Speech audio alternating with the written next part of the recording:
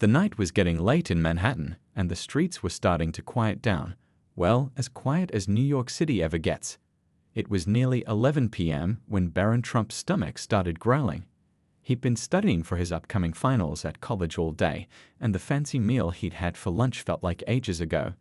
His usual driver had already gone home for the night, and most of the high-end restaurants he typically frequented were closing up. As he walked down the busy street, the golden arches of McDonald's caught his eye. The bright lights were like a beacon in the night, promising quick comfort food. Barron couldn't remember the last time he'd actually eaten at McDonald's. His father had always preferred upscale restaurants, and fast food wasn't exactly a Trump family tradition. But tonight was different. Maybe it was the stress of finals, or maybe he was just tired of always doing the expected thing. The familiar smell of fries wafting through the air made his stomach rumble again, and before he knew it, his feet were carrying him toward the entrance. The glass door squeaked slightly as he pushed it open. Inside, the restaurant was surprisingly clean and quiet. A few late-night customers were scattered around. A tired-looking nurse still in her scrubs sipping coffee in the corner, a couple of college students with laptops spread out across their table, and an elderly man reading a newspaper while enjoying his meal. The fluorescent lights gave everything a bright, almost surreal quality. Pop music played softly in the background, and the sound of ice dropping in the soda machine created a steady rhythm. Behind the counter, staff members moved with practiced efficiency, their red and black uniforms creating a coordinated dance as they prepared orders. Barron ran his hand through his messy brown hair, realizing he probably looked pretty disheveled after his long day of studying. His designer sweater was wrinkled from sitting hunched over textbooks, and his expensive loafers were scuffed from walking more than usual. But hey, it was McDonald's at 11 p.m. Nobody was here to impress anyone. As he approached the counter, he noticed something different about the atmosphere. There was a new energy in the air, and the staff seemed more focused than what he remembered from his few previous fast food experiences. A woman in her mid-30s wearing a manager's uniform was training a new employee, patiently explaining each step of the process in clear, accented English. The digital menu boards above displayed their offerings in bright colors, and Barron found himself surprisingly overwhelmed by the choices. It had been so long since he ordered at a place like this. Should he go with a classic Big Mac? Or try one of the newer items? He shifted his weight from one foot to another, suddenly feeling strangely out of place in this most ordinary of American settings. A small line formed behind him, and he could feel the gentle pressure to make a decision. The prices seemed almost laughably low compared to what he was used to, and he found himself doing a double take at the value meals. The whole situation felt like stepping into a different world, one that existed parallel to his usual life of private clubs and five-star restaurants. Little did he know, this simple late-night food run was about to turn into one of the most unexpected and enlightening experiences of his young life. The new manager behind the counter had her own remarkable story, and the events about to unfold would challenge both their perspectives in ways neither could have anticipated. The aroma of fresh fries filled the air as a new batch came up from the kitchen, and Barron's stomach reminded him again why he was there. He stepped forward to the counter, ready to place his order, completely unaware that this mundane moment was about to become anything but ordinary. Maria Rodriguez hadn't planned on becoming a McDonald's manager when she first arrived in New York City 8 years ago. Back then, she barely spoke English and carried nothing but dreams in her worn-out backpack. The city lights had seemed so bright, so full of promise, but also terribly intimidating for a young woman who'd left everything familiar behind in Venezuela. That first winter had been the hardest. She'd taken the midnight shift at McDonald's because it was the only job she could find without much English. The night crew became her first American family. They taught her slang, helped her practice English between orders, and showed her how to navigate the subway system. She still remembered how her feet ached after those long nights, but she never complained. Every paycheck meant another step toward her business degree. Tonight, she stood behind the counter with pride, her manager's badge gleaming under the fluorescent lights. Her accent was still there, but now it carried the confidence of someone who'd earned their place. She was training new staff members, showing them the same patience and kindness that her first manager had shown her. Remember, she told them, every customer has their own story. Treat them all with respect, no matter who they might be. The restaurant ran like clockwork under her supervision. She'd implemented new training programs, improved efficiency, and even started a small scholarship fund for crew members pursuing education. The owner had noticed this location's customer satisfaction scores had never been higher. But what made Maria proudest wasn't the numbers, it was seeing her team members grow and succeed. She noticed everything that happened in her restaurant. The nurse who came in for coffee during her break, Maria made sure she always got a fresh cup. The elderly man who read his newspaper every night, she kept his favorite table clean and ready. The college students cramming for exams, she'd occasionally slip them an extra order of fries, remembering her own late-night study sessions. That night, she was teaching Rosa, a new hire, how to handle the register during rush hours. Watch the customer's expression, she explained, demonstrating with her characteristic warm smile. Sometimes they need a moment to decide, and that's okay. We're not just serving food, we're creating an experience. The kitchen hummed with activity behind them. The smell of fresh bread mingled with sizzling patties as the grill cook prepared the next batch. Maria had insisted on keeping everything spotless.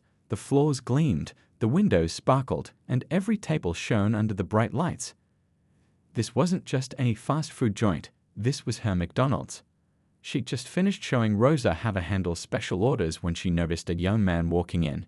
Even from a distance, something about him seemed different from their usual late-night customers. His clothes were obviously expensive, despite being a bit rumpled, and he carried himself with an unconscious air of privilege that came from a life of comfort. Maria straightened her uniform and gave Rosa an encouraging nod. "Remember what I taught you," she said softly. "Every customer deserves our best service." She watched as the young man approached the counter, noting his uncertain glances at the menu. She'd seen that look before. Someone used to fine dining trying to navigate the world of fast food. Little did she know that this customer would put all her years of experience and patience to the test. The next few minutes would challenge everything she believed about customer service, human dignity, and the power of understanding. But Maria Rodriguez hadn't come this far to back down from any challenge. The restaurant's routine rhythm continued around them, ice dropping in the soda machine, orders being called out, the soft conversations of late-night diners. Outside, the city that never sleeps kept its relentless pace. Inside, under the warm lights of this McDonald's, two very different worlds were about to collide in a way that would leave both forever changed. As the young man finally stepped up to the counter, Maria moved closer to supervise Rosa's handling of the order. 8 years of experience had taught her to trust her instincts, and something told her this interaction would be different from the usual late-night transactions. She had no idea just how right she was. The moment Barron stepped up to the counter, everything seemed to go wrong. The tired look in his eyes mixed with hunger had made him more impatient than usual. He pulled out his phone, barely looking up as he rattled off his order to Rosa, the new cashier. "I'll have 2 Big Macs, large fries, and a chocolate shake." Rosa smiled nervously, carefully inputting each item just as Maria had taught her. The total came to $23.47, and Barron absently pulled out a sleek black credit card from his wallet. The card gleamed under the fluorescent lights, its metallic surface catching everyone's attention. It wasn't the usual kind of card they saw at McDonald's. When Rosa tried to swipe the card, the machine beeped with an error message. She tried again, her hands slightly shaking now. Another error. The line behind Barron was growing longer, and people were starting to shuffle their feet impatiently. The tired nurse in the corner looked up from her coffee, sensing the tension building in the air. "Is there a problem?" Barron asked, his voice carrying that slight edge of someone not used to being kept waiting. He'd had a long day of studying, and his empty stomach wasn't helping his mood. The smell of fresh fries wafting through the air only made things worse. Maria stepped forward, her manager's badge catching the light. "Sir, it seems there might be a security hold on your card.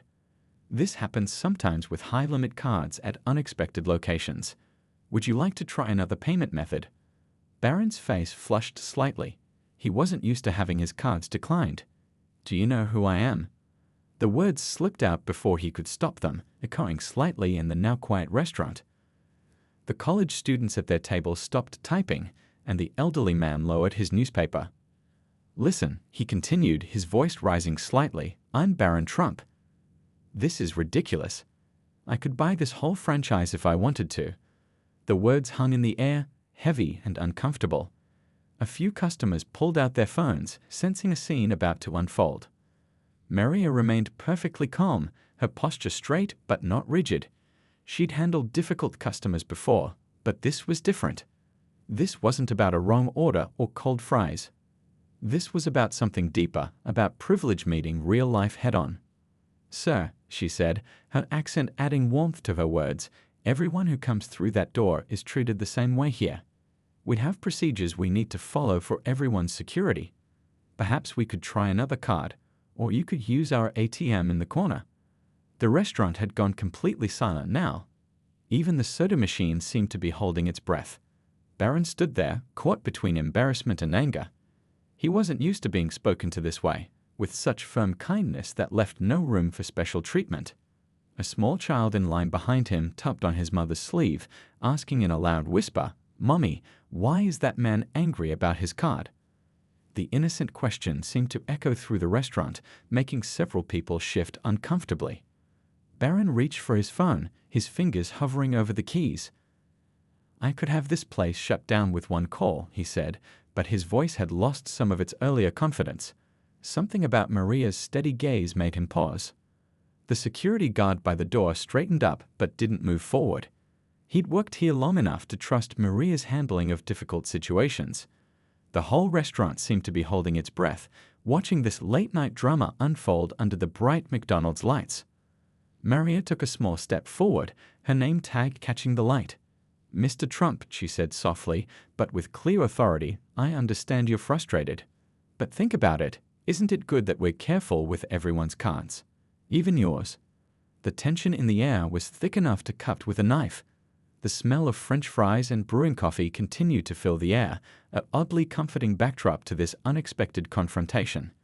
Outside, the city continued its nighttime bustle, unaware of the small drama playing out inside these walls. Rosa stood nervously at the register, watching her manager handle the situation with a grace she hoped to learn someday. The other staff members had paused in their work, sensing that this was a moment worth paying attention to. In that moment, standing in this brightly lit McDonald's at 11 p.m., Barron Trump found himself at a crossroads. His next words would determine not just how this night would end, but perhaps something larger about who he was choosing to be as a person. Maria could feel all eyes in the restaurant on her as she took a deep breath. Years of experience had taught her that moments like these weren't really about food or declined cards. They were about dignity, respect, and understanding. She gestured toward a quieter corner of the counter, away from the growing line of customers. Mr. Trump, she began, her voice carrying the warmth of someone who genuinely wanted to help, would you mind stepping over here for a moment? She nodded to Rosa to handle the other customers while she dealt with this situation. The fluorescent lights hummed overhead as Barron hesitated, then followed her. His face was still flushed with embarrassment, but something in Maria's calm demeanor made him listen. The rest of the restaurant tried to pretend they weren't watching, but everyone was clearly interested in how this would play out. You know, Maria said, straightening a stack of trays as she spoke, when I first came to New York, I had a similar experience. Her hands moved automatically, keeping busy as she talked. I was at a fancy store on Fifth Avenue. I'd saved for months to buy something nice for my mother back home in Venezuela. Barron's expression shifted slightly, curiosity beginning to replace anger. The night crew continued their work behind them, the sounds of the kitchen creating a gentle backdrop to their conversation. My card was declined too, Maria continued, a small smile playing at the corners of her mouth. I was so embarrassed. I didn't speak much English then, and I couldn't explain that I'd forgotten to tell my bank I was in the US. The security guard started walking toward me like I was trying to commit fraud. She paused, letting her words sink in. Through the windows, the city lights twinkled, reminding them both of the bigger world outside these walls. A taxi honked somewhere in the distance. But you know what happened? The store manager, she took the time to understand. She helped me call my bank, waited patiently while I stumbled through explaining in broken English. She treated me like a person, not just another problem to deal with. The smell of fresh coffee wafted through the air as someone started a new pot brewing. The late-night nurse in the corner was openly watching now, her own coffee forgotten. The college students had stopped pretending to study, their laptops casting a blue glow on their interested faces. "That day taught me something important," Maria said, her accent growing slightly stronger with emotion. "It doesn't matter if someone has a black card or is counting quarters for a cup of coffee. Everyone deserves to be treated with respect. Everyone has a story." She gestured around the restaurant. "Look at this place. We have doctors taking their break, students studying for their dreams, workers grabbing a meal before the night shift. In Venezuela, I was a business graduate, but here I started mopping these floors. Now I manage this restaurant, and I'm proud of it because every person who walks through that door matters to me." The kitchen timer beeped, and someone called out an order number, momentarily breaking the spell of their conversation. But Barron barely noticed. He was looking at Maria with new eyes, seeing not just a fast food manager, but someone who understood something important about life. "You remind me of my mother," he said quietly, almost to himself. "She came to this country with dreams too." It was the first time all night his voice had lost its defensive edge. Maria nodded, understanding flowing between them. "The American dream isn't just about success, Mr. Trump. It's about dignity. It's about respecting each step of the journey, whether you're at the bottom or the top."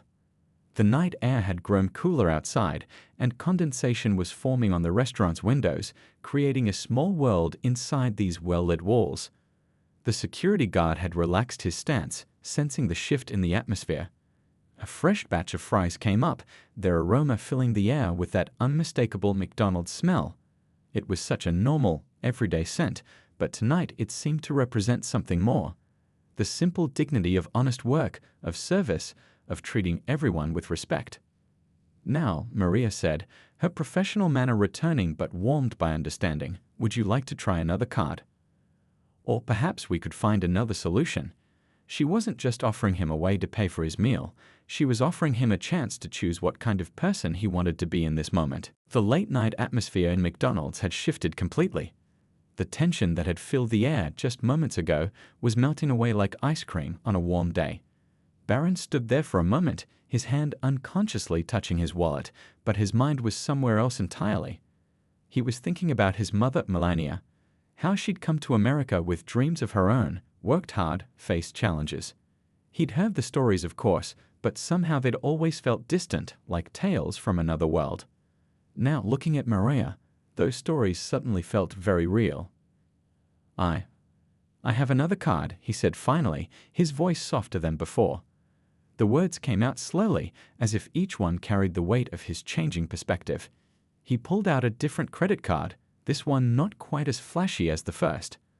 The night crew worked quietly in the background, but everyone could feel the shift in energy. The elderly man with his newspaper had put it down completely now, watching with obvious approval. The college students were typing rapidly on their phones, probably sharing this unexpected scene on social media. As Maria processed the new card, Barron cleared his throat. "I'm sorry about earlier," he said, the words feeling foreign but somehow right on his tongue. "I'm not usually, I try not to." He struggled to find the right words. Maria's smile was genuine as she handed him his receipt. "Sometimes the best lessons come when we least expect them," she said, her accent wrapping warmly around the words. "Your mother must be very proud of who you're becoming." The smell of fresh fries wafted through the air again as Rosa brought out his order. She placed it on a tray with careful attention, adding extra napkins and making sure everything was perfectly arranged. Her hands weren't shaking anymore. Barron looked at the food, then back at Maria. Would you maybe join me for a few minutes, if you're not too busy?" The request surprised even him. When was the last time he'd sat down to eat with someone who wasn't from his usual social circle? Maria glanced at the clock, then at her well-trained staff handling the late-night routine with practiced ease. "Just for a few minutes," she agreed, untying her apron. She gestured to a corner booth where they could talk more privately. As they sat down, the fluorescent lights seemed to soften somehow. Through the windows, the city continued its nighttime dance of lights and shadows, but inside this McDonald's, something special was happening. Barron took a bite of his Big Mac, and his eyes widened slightly. "You know," he said, wiping his mouth with a napkin, "I haven't had one of these since I was a kid." I'd forgotten how good they can be. Maria smiled, watching him enjoy the simple pleasure of fast food. Sometimes the simplest things can bring the most joy, she said. In Venezuela, before I came here, my family would save up for weeks to have a special meal out. It taught me to appreciate every bite. Other customers in the restaurant had returned to their own meals and conversations, but there was a different feeling in the air now. The late-night nurse was smiling into her coffee, the college students had put their phones down and were actually talking to each other, and even the security guard seemed more relaxed. "Tell me more about Venezuela," Barron found himself saying. "About your journey here."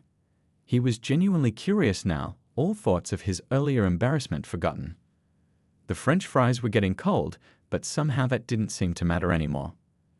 As Maria shared bits of her story, the challenges, the triumphs, the moments of doubt and determination, Barron felt something shifting inside him. Each word she spoke seemed to chip away at the invisible wall he hadn't even realized he'd built around himself. The night deepened outside, but inside this brightly lit McDonald's, time seemed to slow down.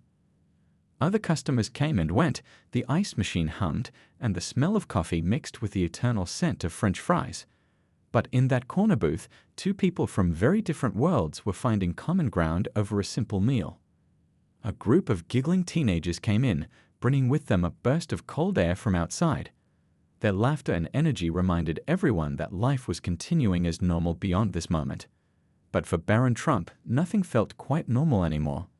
Everything he'd taken for granted was being gently but firmly challenged by this unexpected encounter. As the night wore on, the McDonald's dining room had settled into a peaceful rhythm. The earlier drama felt like a distant memory now, replaced by something much more meaningful. Barron found himself leaning forward in his seat, completely absorbed in Maria's stories about her journey to America.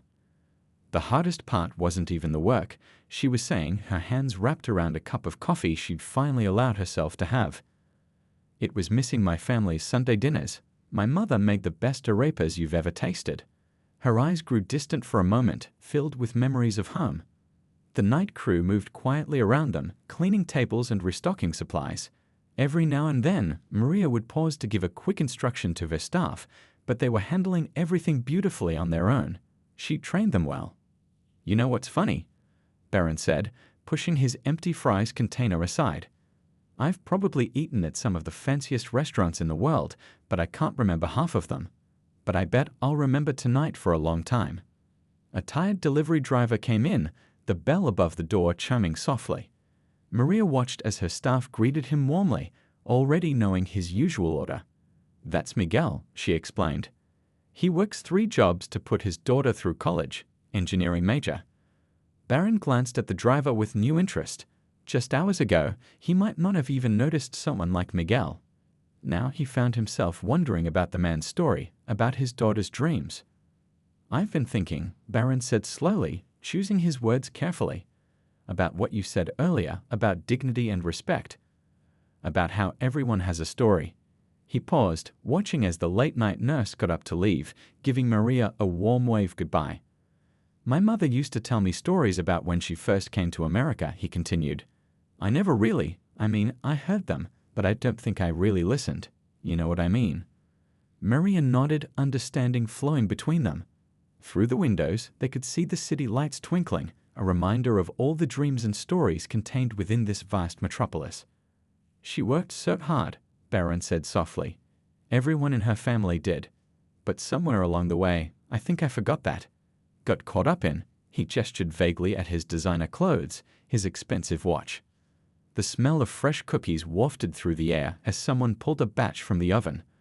A few of the college students had packed up their laptops and were heading out, leaving behind coffee cups and crumpled napkins. "You know what I love about this job?" Maria said, watching her staff clean up after the departing customers. "Every person who walks through that door is writing their own story. Some are just beginning, some are in the middle of a tough chapter, and some," she smiled at Barron, "some are just realizing there's more to their story than they thought." A group of hospital workers came in, their scrubs wrinkled from a long shift. They ordered their meals with tired voices but bright eyes, clearly looking forward to a moment of rest and comfort food. "When I first started here," Maria continued, I used to be embarrassed when people from my old university in Venezuela found out I was working at McDonald's. But then I realized something. Every honest job has dignity. Every person working to make their dreams come true deserves respect. Barron watched as the late shift crew worked together seamlessly, like a well-rehearsed dance. The floor was being mopped, registers counted, coffee brewed. Each person knew their role and performed it with pride. "I want to make it right," he said suddenly. "Not just the way I acted earlier, but more than that." He pulled out his phone, but this time not to make angry calls or post on social media. Instead, he opened his calendar. "Would it be okay if I came back? Maybe during the day shift sometime? I'd like to learn more about," he gestured around the restaurant, "all of this. About the people who work here, their stories." Maria's smile was warm but professional. "Our doors are always open, Mr. Trump. To everyone." She checked her watch and stood up, knowing her break had gone longer than planned. "Just remember, next time you come in, you're not just a customer. You're part of our story now." As she tied her apron back on, the overhead lights seemed to shine a little brighter. The night was still young by New York standards, and there were more customers to serve, more stories to be part of. But something had changed in this small corner of the city, something more significant than just a late-night meal at McDonald's. The final chapter, finding my way. The road ahead looked uncertain, but something inside me burned with determination. My life had been a roller coaster of challenges, moments of doubt, and unexpected turns. As I sat on the worn-out bench in the small park near my neighborhood, memories flooded my mind like waves washing over a rocky shore. Growing up wasn't easy. I'd seen my parents struggle, watched them work multiple jobs just to keep a roof over our heads. There were nights when dinner was just a simple bowl of rice and beans, but those moments taught me more about resilience than any textbook ever could. I remembered my grandmother's words, spoken in her soft, weathered voice. "Life isn't about how many times you fall," she would say, her eyes sparkling with wisdom. "It's about how many times you get back up." Those words had become my silent mantra through years of challenges. The job at the local factory had been tough. 12-hour shifts, monotonous work, and barely enough pay to make ends meet. But I learned something crucial there, the value of hard work and perseverance. My colleagues became my second family. We shared stories during lunch breaks, supported each other through difficult times, and found moments of laughter even in the most challenging conditions. Everything changed when I decided to take a night class at the community college. It wasn't easy balancing work and study. Some nights I would come home exhausted, my hands calloused from factory work, my mind racing with new ideas and hope. The other students were diverse, some young, some older, all with their own stories of struggle and determination. My instructor, a kind-hearted woman with decades of experience, saw something in me that I hadn't yet recognized. "You have potential," she would say, encouraging me to push beyond my self-imposed limitations. Those words became a beacon of hope, guiding me through moments of self-doubt. Saving money wasn't simple. Every extra dollar meant cutting back on something else. I learned to budget, to distinguish between needs and wants. Weekend overtime became my friend. I packed lunches, used public transport, and found free resources wherever possible. Each small sacrifice was a step towards my bigger dream. The turning point came unexpectedly. A small startup was looking for someone with both practical experience and a willingness to learn. My factory background and recent studies made me an ideal candidate. The interview was nerve-wracking. I'd never imagined myself in an office environment surrounded by computers and professional conversations. But life has a way of surprising you. My practical skills, combined with my newly acquired knowledge, set me apart. They weren't just looking for technical expertise. They wanted someone who understood the real world, someone who could bridge theory and practice. The first few months were challenging. Learning new technologies, understanding complex systems, adapting to a completely different work culture, it felt like learning a new language. But I was determined. Every challenge was an opportunity, every mistake a lesson. My family's reaction was mixed. My parents, who had always worried about job security, were initially skeptical. But as they saw my growing confidence and improving financial situation, their doubts transformed into pride. My younger siblings looked at me differently now, no longer just the sibling working a factory job, but someone who was building a path forward. Community played a crucial role in my journey. The local library became my second home. Free internet, access to online courses, quiet spaces to study, these resources were invaluable. I connected with other learners, shared resources, and found support in unexpected places. Looking back, I realized success wasn't about grand gestures or overnight transformations. It was about consistent effort, learning from failures, and maintaining hope even when the path seemed unclear. Each small step, each moment of hard work had led me to this point. The bench where I sat now felt different. No longer a place of rest and reflection, but a marker of how far I'd come. The city around me continued its rhythm. People rushing, cars moving, life happening. And here I was, part of that vibrant, unpredictable tapestry. My journey wasn't over. In many ways, it was just beginning. But I was ready, armed with experience, supported by my community, driven by a passion to keep growing and learning. The sun was setting, casting a warm orange glow over the city. Another day was ending, but my story was far from complete.